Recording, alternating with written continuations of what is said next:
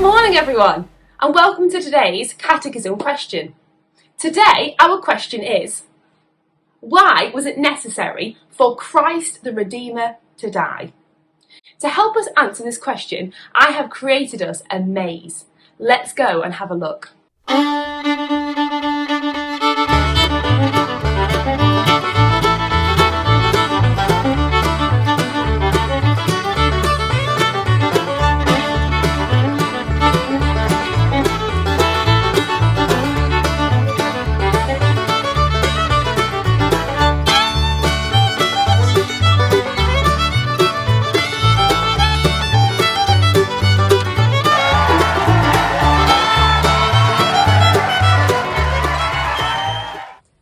That maze was really hard.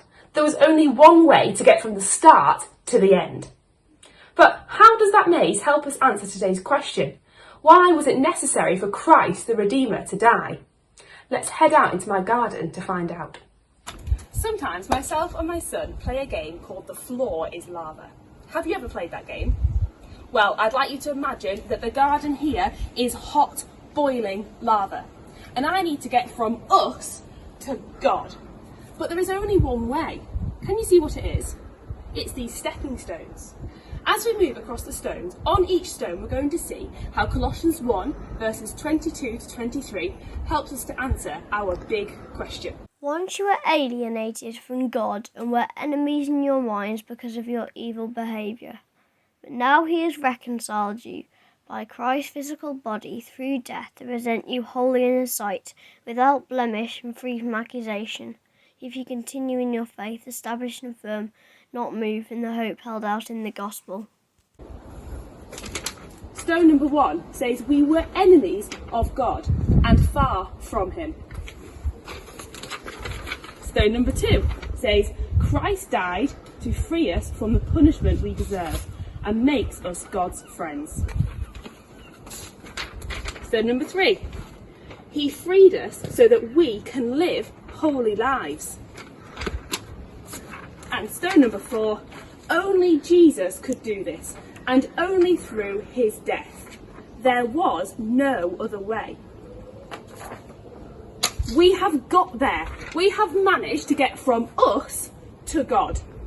However, the maze and these stepping stones required me to do all the moving. But really, God comes to us through Jesus. As we travelled across the stepping stones, we learned that the only way for us to be reconciled with God is through the death of Christ on the cross.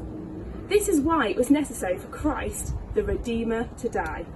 There was no other way. Okay, do you think you're ready to answer our question? Why was it necessary for Christ, the Redeemer, to die? Oh no, we've got some gaps. Do you think you can use the letters below to work out the answers? You've got 10 seconds to give it a go. Off you go.